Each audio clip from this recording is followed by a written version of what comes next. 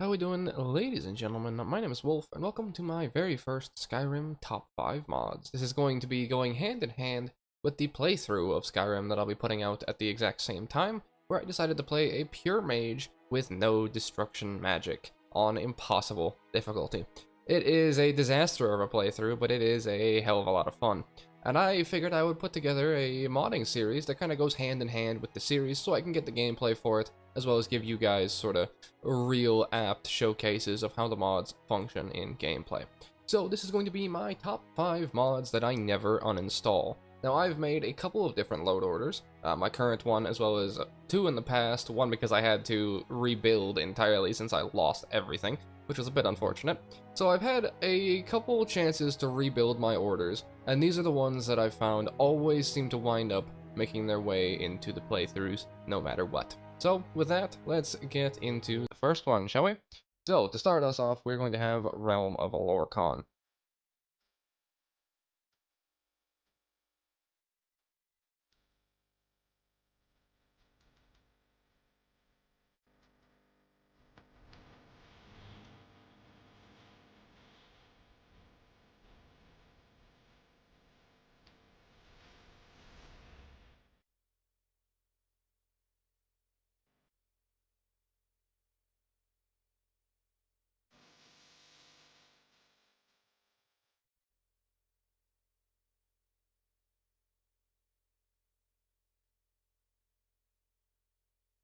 Now, I've tried other alternate start mods, but I find this one just to be the best because of the options it gives you through character creation.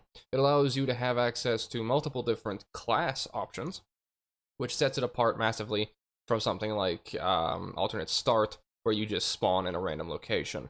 Albeit it does lack the option for a random location, to the point that I had my girlfriend choose my playthrough location for the previous run I was doing.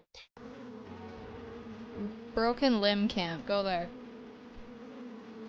That's where you want me to go? Yeah, sure. Alright. Honestly, I don't think that's too bad. I'm probably gonna have to fucking duck and not get shot immediately, but it wouldn't be too bad. At least I didn't end up in Black Range. So that option would kind of be nice to have just a randomized teleporter, but unfortunately it doesn't have that. However, it does instead have a set of shrines that allow you to get class-specific bonuses. You can also take debuffs as well to gain shard points, which allow you to spend those points on the class bonuses, such as Sorcerer, which makes it so you regenerate magicka faster and spells cost less to cast. Necromancer, so you can have an extra companion or an extra conjuration in combat, as well as a plethora of other stuff that you're probably seeing on screen right now. It also has an option where you can join factions. Now, this one's really cool, but it might break your game. I'll be honest with you. So use this one sort of at your own risk, but if you want to do like a Forsworn playthrough or an Orc playthrough or anything like that, any of the RP runs in your own time, then this is exceptional for that as well. You can also use it to gear yourself up at the start if you want to take that route. However, I prefer to play ultra hard, ultra difficult, and start with absolutely nothing. That's just personal preference. And around the area, you'll also find every standing stone in the entire game littered around the location. Now, one thing that is kind of worrying is that there's a bit of a bug with Unbound, the initial starting quest. It should finish when you talk to your Balgrove and do the sort of beginner introduction stuff, but sometimes it doesn't, and in my case, I had to console command complete it to get that to work, which is a little unfortunate, but shit happens.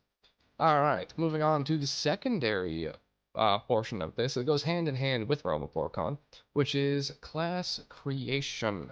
Now, there's a lot of different class creation mods, and you'll see the exact link to it in the description, because I want to make sure I give you guys the ability to go and download them as well. So I'll put the links to all of these mods in the description as well, because this one is a lot different than the other ones. It gives you access to a unique standing stone, the Traveler option. Now, of course, since we're in Realm of Lorkhan, we can kind of just cheat, because the Traveler makes it so you get faster movement speed and some extra bonuses, and then it rewards you for seeking out the standing stone. Of course, the standing stone is right beside us when we spawn into Realm of Lorkhan, so I don't normally take that option. But the reason I opt for this is because it gives you class advantages. So when you go through and you make your class, you choose majors and minors the exact same way as you did in Oblivion. But the important part is when you finish your character creation, from the Imperial bonuses, And we have Conjuration Skill Advantage from the Class Creation mod. You can summon creatures and reanimate corpses from 25% farther away. Bound weapons last a little bit longer. Not the greatest, but of course the starting bonuses are going to be what we're aiming for there with higher Conjuration. And then, where is...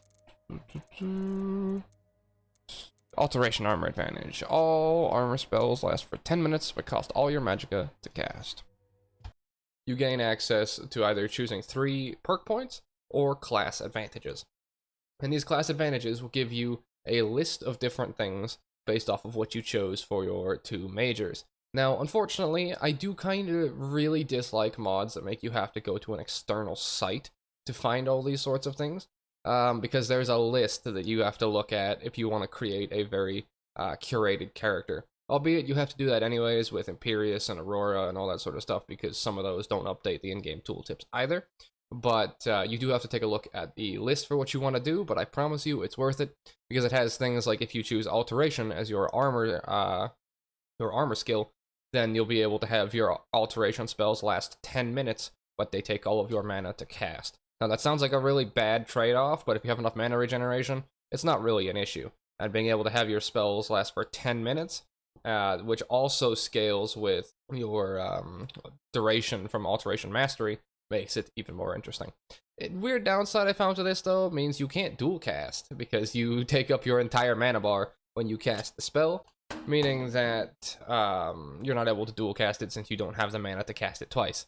Which was a very odd interaction, but nonetheless, it makes up for it with the amount of just pure cool stuff that you gain access to.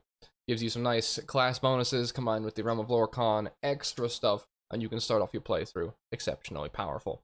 Which might be too much for some people, but of course I'm playing on Ultra Giga Difficult, so it just gets me to the point that I can start without feeling way too heavily hampered. As well as playing Skyrim normally, we've all done that far too many times. Alright, moving down to our 3rd mod. This is one that will never leave my load order for the rest of time. I don't care if I ever decide to play a mod pack or anything along those lines. Quicklight is never leaving my load order. End of story. This is the best mod across the board for all of these. If you had to pick one, download Quicklight, I promise you. So basically what it does is it allows you to have a lantern or a mage light at your disposal at any point. And all you have to do is hold your interact key. So in my case, I have my interact set as E. So if I just hold E for half a second or so, it'll pop up a lantern or a mage light or whatever have you. You can customize which one you have. And then obviously you can do roleplay reasons of like, oh, I don't have a lantern yet, so I can't use it yet, that sort of thing. For me, I'm playing a sorcerer, so I have it set to mage light. And you can change the brightness as well. I believe this also affects your sneaking results, but this is by far one of the best mods, especially considering I like to play with very, very dark options when it comes to nighttime. You're not really able to traverse unless you use a torch stacked over top of some stuff.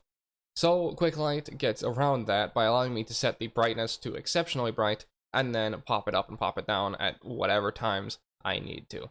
And you don't need to use any lantern oil, you don't need to use any of those other external mods, anything like that. You just turn it on when you need it, turn it off when you don't need it, and add it to every single load order. Alright, moving on to Campfire. This is gotta be one of the mods that I'm just never gonna get rid of. Survival mode does have some sort of interactions for this, but the Campfire mod is just by far the best. I like the backpacks that it adds personally. That you can put all the amulets and everything on. I just find they fit the best with a lot of my characters' gear sets because of the clipping issues and what have you that I have with other things. The backpack is just sort of the right size. Plus, it also gives you that sort of adventurer feeling, especially when you're first starting out a new playthrough. When you get one of these backpacks, because it'll display, you know, a torch, it'll display a woodcutter's axe, it'll display a water skin, all these sorts of things that you don't have to then take up other slots on your character to display if you want to go for one of the survival-based playthroughs. So that's a really nice option, and I found myself seeking out a torch and stealing one off a dungeon wall just to be able to get the complete backpack experience. And that's not even covering the actual uses of the mod. Of course, being able to put a campfire pretty much anywhere is massively important in regards to playing survival mode or playing with Frostfall. I have been trying to play Frostfall, but my Frostfall is currently bugged, meaning I have to play with survival mode because the warmth meters don't really work in my Frostfall, unfortunately. Only found this out recently, which was a massive pain in my ass, but what can you really do? But campfire will allow you to heat up and survive those cold environments, even when you're playing survival mode, for example, as well as it gives access to one of the more useful abilities across the board, which is instincts.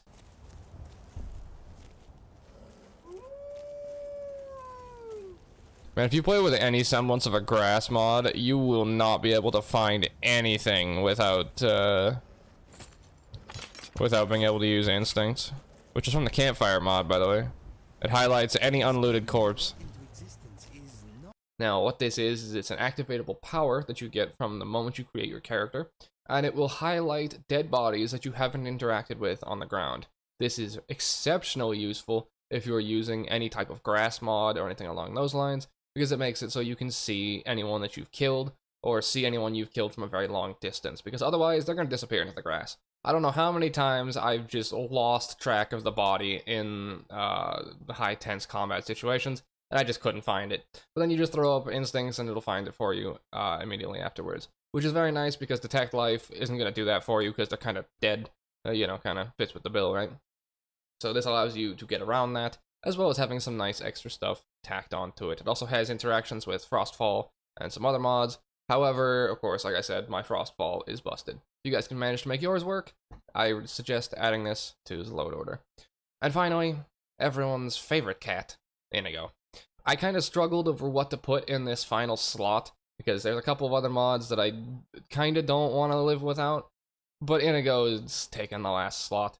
And the way I can equate him is he's basically Garrus from Mass Effect. Not like you would have fucking hit the thing anyway. Where was that arrow going?